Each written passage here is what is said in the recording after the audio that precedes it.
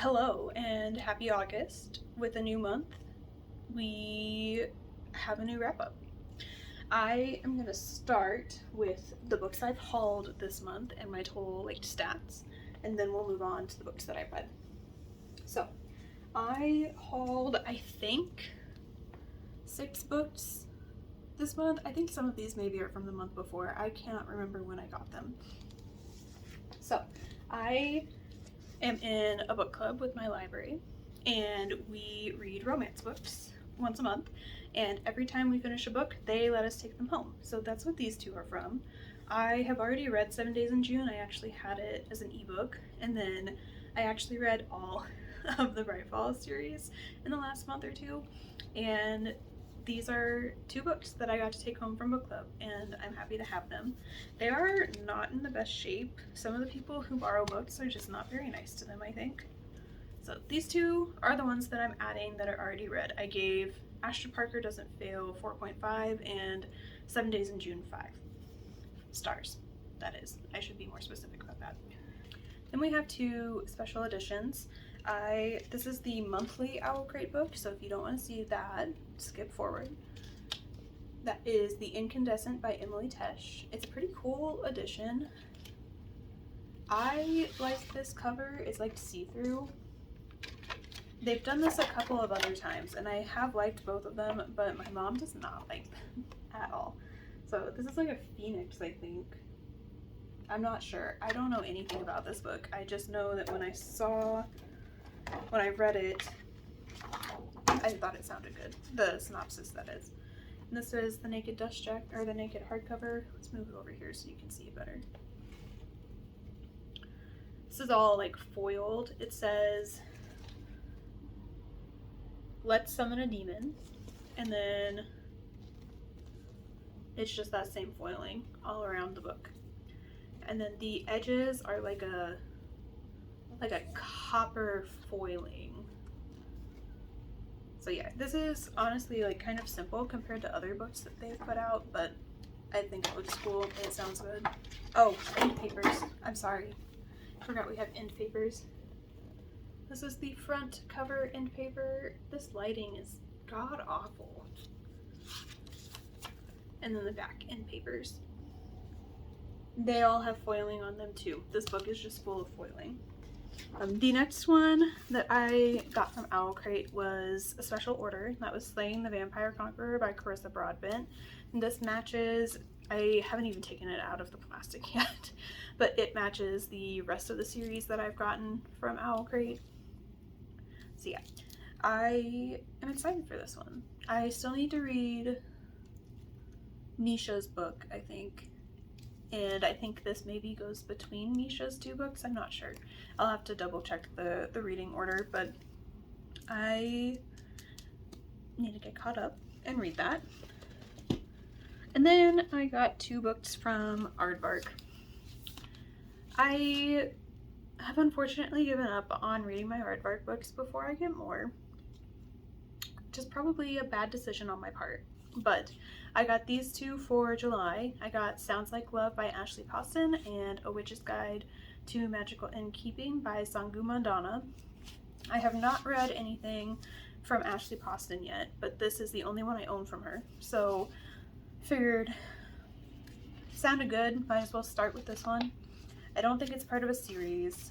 I think all of her books are standalones, but I'm excited for this. And then A Witch's Guide to Magical Innkeeping, I've been waiting for over a year. I thought that this was a sequel to the first one. What was that one called? The Very Secret Society of Irregular Witches. It is not. They are separate from each other. So, also excited to read this. My mom and I were talking about maybe doing it as a buddy read, but I think we decided to read something else this month. So maybe we'll do it as a buddy read later on in the year if neither of us read it in August. But adding these 6 to my collection brought my numbers up just a little bit. However, I did do an unhaul over on Instagram. So if you want to see me go through one of my shelves and get rid of some books, go over there and check it out. I think I got rid of like 13 books or something like that. I can't remember for sure, but that brought us down from 738 owned books to 734 owned books. And then I am up from 275 read that I owned to 282 read that I owned.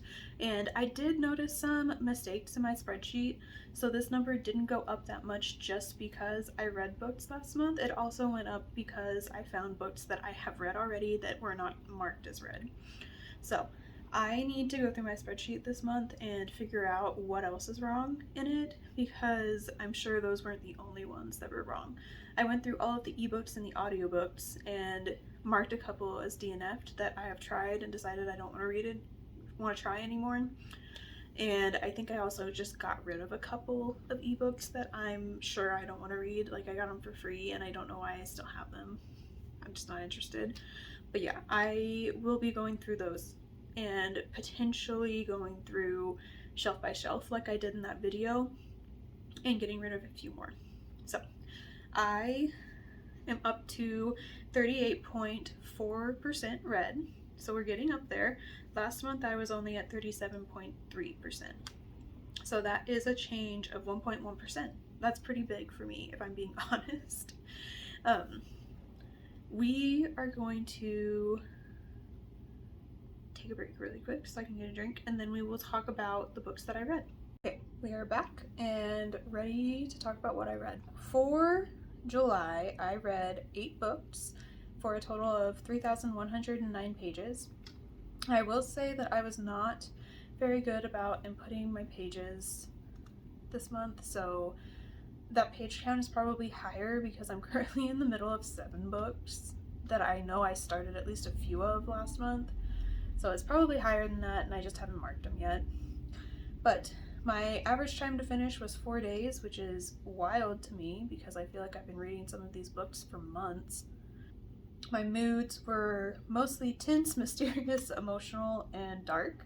And then I had like 3 or 4 romance that also threw in lighthearted, funny, and adventurous. So it was a mixed bag.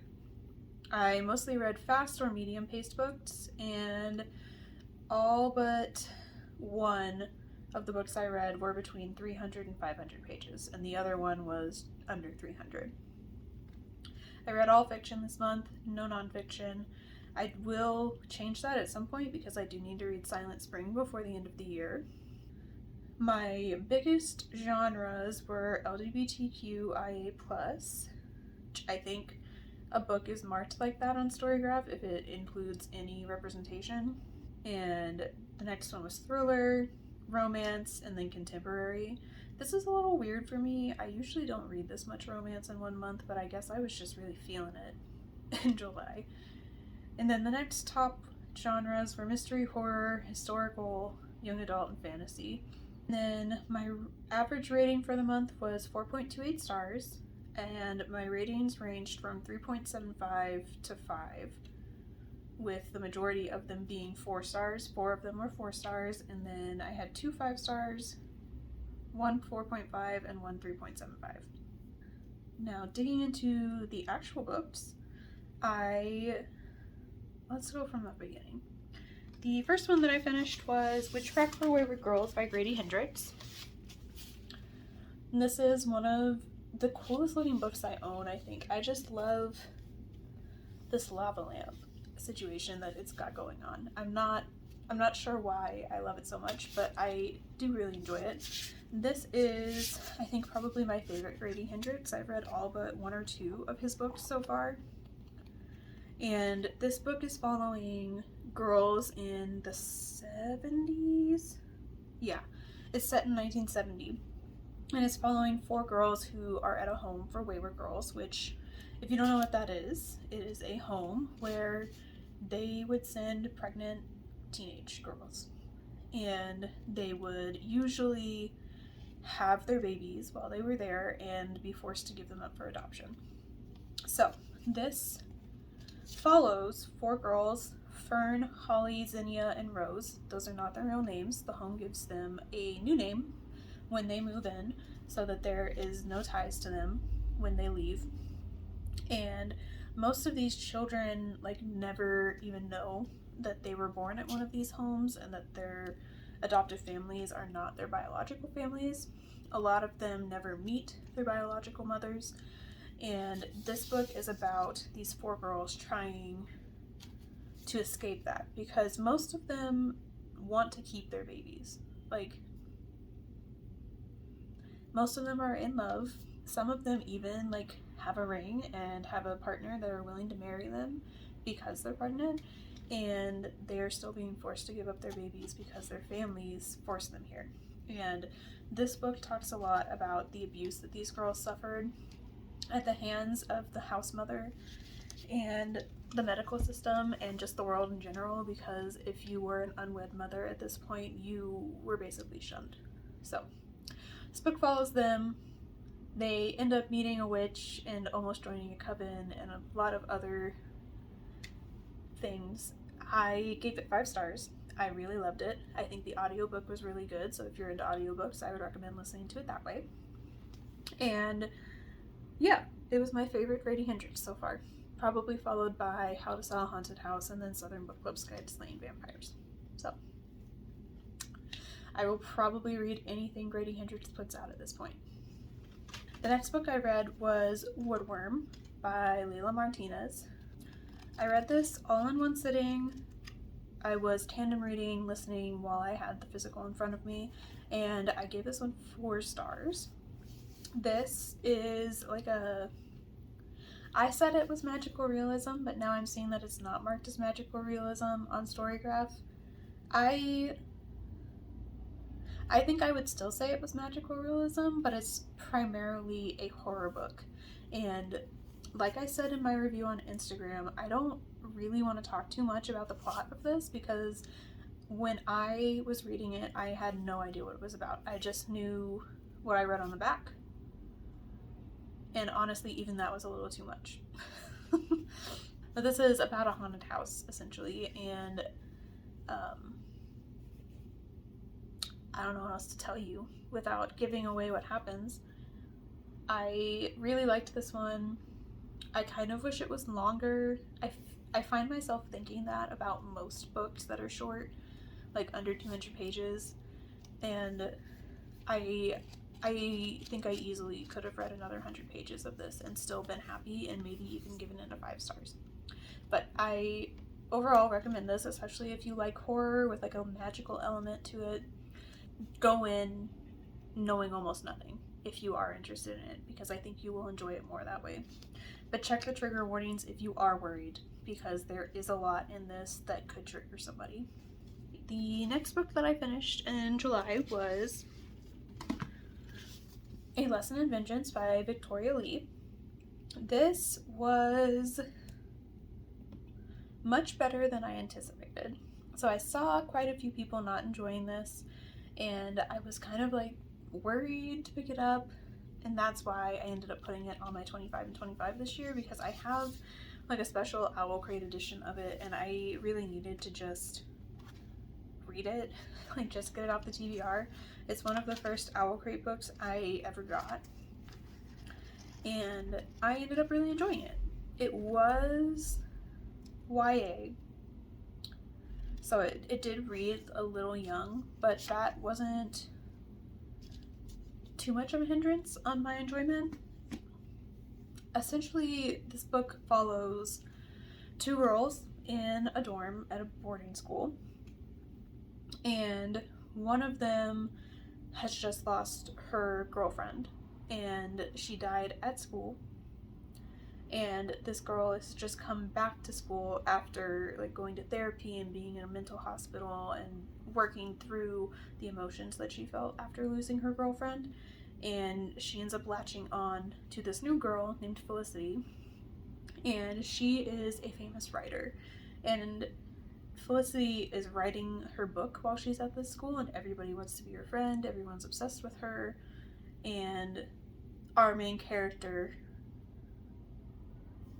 or no, Felicity is the main character, and then Ellis Haley is the writer. I'm sorry, I misread that. Everyone wants to be Ellis's friend, including Felicity. and Felicity and Ellis end up being like romantically involved, and she ends up helping Ellis write her book, and Ellis ends up not being who everybody thought she was. So this is like a murder mystery, kind of. It was darker than most YA books I've read, so I will give it that. I ended up giving it 4 stars. I think I'm going to keep it. I'm not positive yet. Right now I'm feeling like I want to keep it. So I think we'll keep it for now. I think my husband might enjoy it. And I would read other things from Victoria Lee in the future. The next one I read was a library book. I'll put it up here because I don't have a copy. It was Savor It by Tara DeWitt.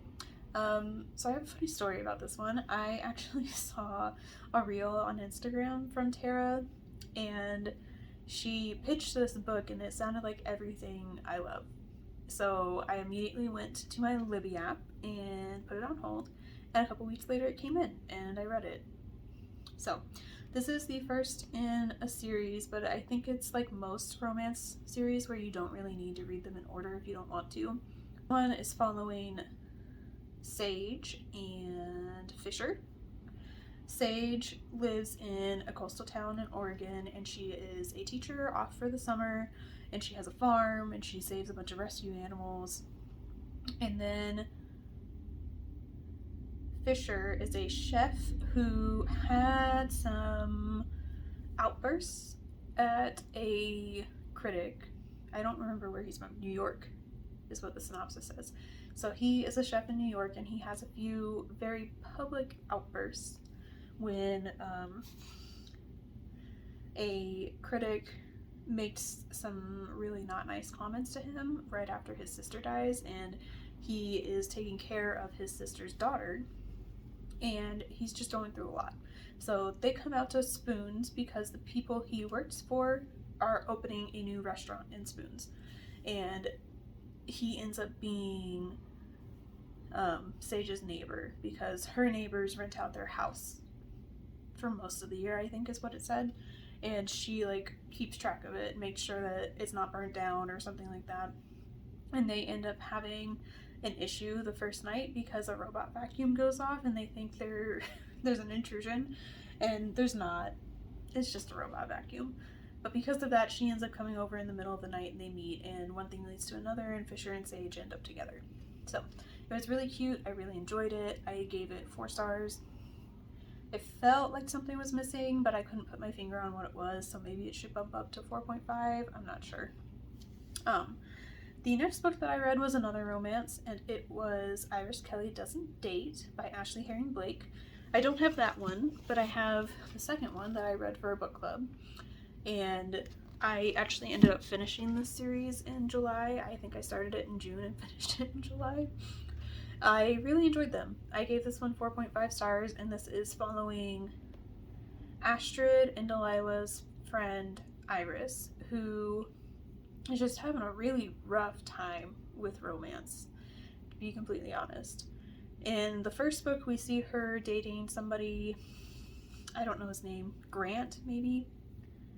But she's been dating this man for like 4 or 5 years or something, and between the first book and the second book, they end up breaking up because Iris doesn't want to get married and have kids, and the guy does. So they amicably part and just aren't together anymore. But then Iris starts seeing this woman who ends up being married, and she doesn't know that she's married, so she is a homewrecker without realizing it, and she breaks things off, obviously, when she realizes that she's the homewrecker. And this book is following her after she breaks it off with that person. She's a romance author, so she ends up like going out for a date because her current situation is impacting her ability to write romance, and she feels like she needs more, like, what's the word? More experience, like something to freshen up her brain so that she can write about romance again. And she ends up going home with somebody after going out to a bar, and this person has really terrible anxiety, and she pukes on her feet. And Iris, instead of staying and like still going through with what she was going to go through, she cleans up this person, puts them in bed, and goes home. And she thinks she's never going to see them again, but they end up being in a play that Iris tries out for at the urging of her best friend. Her best friend thinks that they should go and try out for this play, and he wants Iris to come with him, and Iris ends up getting the lead with this person who puked on her. So the book follows them while they're in the play, and they are like fake dating. So that then the last physical book that I have that I owned when I read it was The Bromance Book Club by Alyssa K. Adams. I picked this up on a whim. I had it on my 25 and 25, so like I needed to read it anyways, but I just happened to be able to get the audio really quickly from the library, so I ended up listening to it. The audiobook was really good. I gave this one 5 stars, so apparently I enjoyed this the most out of all the romance I read this month. This is following, I think all of the books follow guys on a baseball team, maybe. This one was definitely following a baseball team, and I don't remember for sure if the rest of the books are following other people on the baseball team or if they switch sports. I can't remember for sure. But this guy has never, well, not never, his wife has been faking her orgasms in bed for multiple years at the beginning of this book, and they end up, after a big win, having a really great night, and he realizes that she's been faking it, and instead of like looking in on himself and thinking, why have I not been able to like treat my wife the way she deserves to be treated, why has she been lying about it for so long, he instead gets upset and moves into the guest room and eventually ends up moving out because he won't admit that maybe he was the problem. And this is about his baseball team and a few other people who are mixed in, who take him aside and force him to read romance books and to figure out what he was doing wrong with his wife and how to make it so that she'll give him a second chance. I really, really enjoyed this one. I thought it was well written. I really liked the concept and the plot, and I cannot wait to read the rest of the series. I have the Christmas one. I think it's called A Very Merry Bromance. And there are 3 other books between this one and that one. But we're reading The Very Merry Bromance for the library book club that I'm in December. So at the very least, I will read that one this year, and hopefully I will get the other 3 done. I think it might be a completed series. I don't think she's putting any more out, which is sad. But hopefully the rest of them are as good as this one was. I'm really excited to read them. Yeah. And then the last book that I read was The Tainted Cup by Robert Jackson Bennett. I don't have a physical copy of it. I read it from the library. And I gave this one 3.75 stars. It was good, but I had the same problem with it that I have with a lot of the Brandon Sanderson that I've read, where it's just too dense, I guess is the best way to explain it. Like, this was not as bad as the Brandon Sanderson books that I've read, but it was still really dense, like difficult for me to get through. I didn't really find myself wanting to come back to it that often, but I did want to know like what the mystery was, like what happened. I just didn't care that much. So I don't remember a ton from this book simply because I didn't enjoy it that much. So I'll read you part of the synopsis. It says, it is an eccentric detective and her long-suffering assistant untangle a web of magic, deceit, and murder in this sparkling fantasy reimagining of the classic crime novel from the best-selling author of the Founders Trilogy. I don't know what the classic crime novel that it's based on is. It doesn't say. Oh, featuring an unforgettable Holmes and Watson style pairing, a gloriously labyrinthine plot, and a haunting and wholly original fantasy world, The Tainted Cup brilliantly reinvents the classic mystery tale. So that might explain why I don't like it that much, because I have read a couple of Sherlock Holmes books and I didn't really love them either. So I don't know that I'll continue on with this series. Right now it has a second one out that came out this year, and then a third one that is untitled and doesn't have a year yet. But I mean, if I can get them from the library, why not? Especially if it's an audiobook, I don't have to put too much effort into it, but it will not be a priority for me. So we are going to flip around now and fill out my book journal to round out this video, and I will see you over there. Okay, so I am going to apologize in advance for the lack of cute background. My bedding is currently in the wash, and I don't want to wait until it's done to film this. So let's get to 25 and 25. So we are making good progress on this one. My owned library to 50%. We're almost at 40. So I don't think we'll be at 50 by the end of the year. Pretty sure I've said that in the last couple of videos, but we're gonna get close. And then finishing 10 series, I may be at that point right now. I need to go to the series page to check. I'm pretty sure we have sold 50 books, but I don't know off the top of my head how many. And then for clearing the bedroom stacks, we're actually doing really, really good because I cleaned out a shelf and I was able to move the NPR's Best Books stack to one of them. And then the rest of my 25 and 25 is able to fit on one of my smaller shelves. And I think we're down to 5 or 6 of those books. We'll see when I get down to the rest. So, and then the rest of these, you'll see where we're at with the pages and books, but then reading all the special editions, I think reading all of the special editions is probably going to be the only one that we actually finish, because I have given up on not buying aardvark books, and I still haven't read a single one of them. Why do I do this to myself? And then all of the book of the month, I don't think is possible for me to finish all of them unless I only read those for the rest of the year. So those might not get marked off, but they will follow us through to next year if they don't.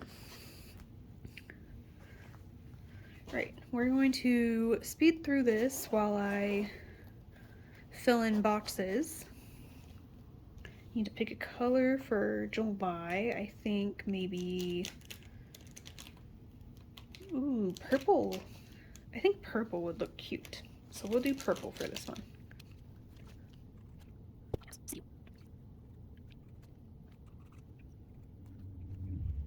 Okay, so you can see I didn't finish a ton of books in July. I just wasn't feeling like reading for a lot of the month. We were dog sitting and I just didn't have a ton of free time because we were going back and forth between their house and our house, but hopefully August will be different. I think I just have one conference that I'm going to, but it's just a one-day situation. So I won't be staying overnight. We'll be coming back that day and I'll have time off that week. But moving on to the pages. So we are up to 29,341 pages, so I need to fill in 4 blocks.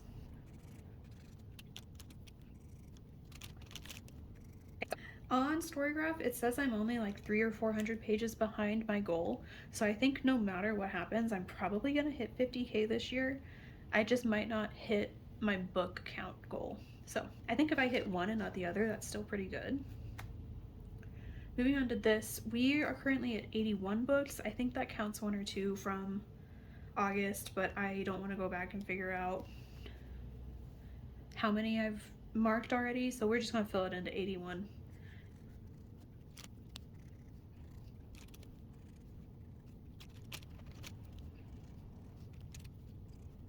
Right.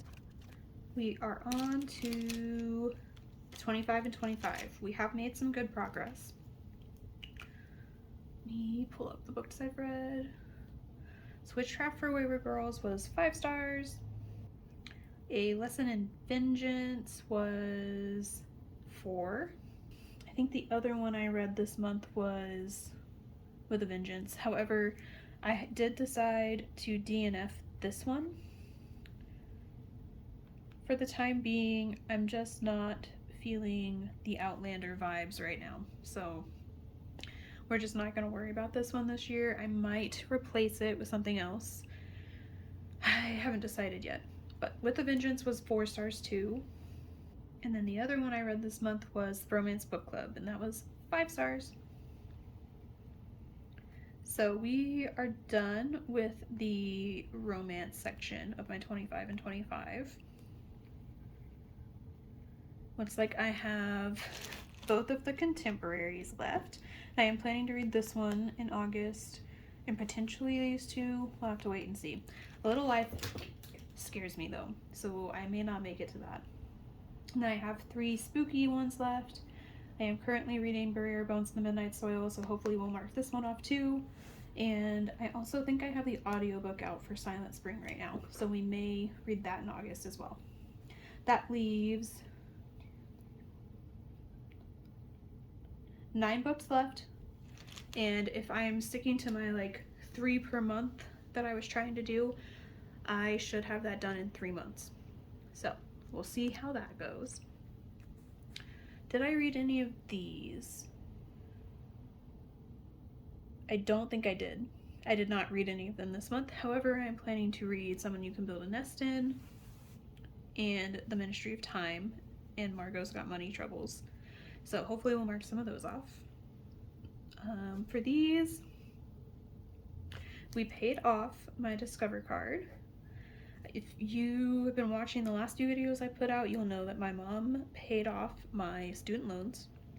And with the extra money that I have from dog sitting, and because July was a 3 paycheck month, I was able to pay off my Discover card, and we also paid like an extra $2,000 onto this one this month. So I think we might actually be able to do this, and the car loan will definitely be below 10K by the end of the year just with our normal payments. So this line will hopefully be blocked out, and we are not going to be able to jog 5K, so I'll mark it a different way. My surgeries just aren't going to let me be able to run by the end of the year, I don't think. I will, however, be able to do the thigh machine because I'm supposed to be doing it anyways while I'm recovering, and losing 3% body fat is probably going to happen because I'm meeting with a nutritionist who will also serve as like a personal trainer for 3 months through work starting this week, and I'm hoping that they can help me figure out like what I need to focus on to make that happen. And then I don't know if I can mark off 50 books yet or not, but I think I should. I did clear out my YA shelf. That was the video that I posted on Instagram, the unhaul that I talked about. And I think this 25 and 25 square might actually get marked off. We'll see. I have been working on my crafts still. It's been hot and I don't want to be covered in yarn and fabric, so I've been doing other stuff. But once we get into fall and winter, I'll probably make more steady progress. Right, series. I think I actually started more series than I finished this month, so that's not great. But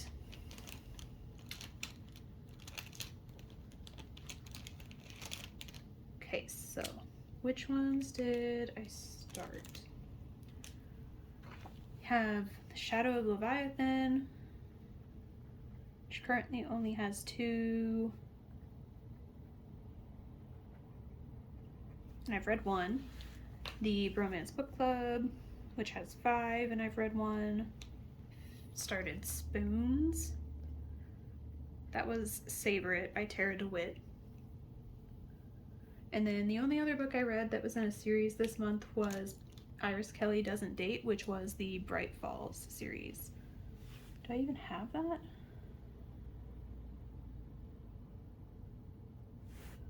Okay, I haven't put Bright Falls on here, so I can't mark it off, but I did finish another series this month.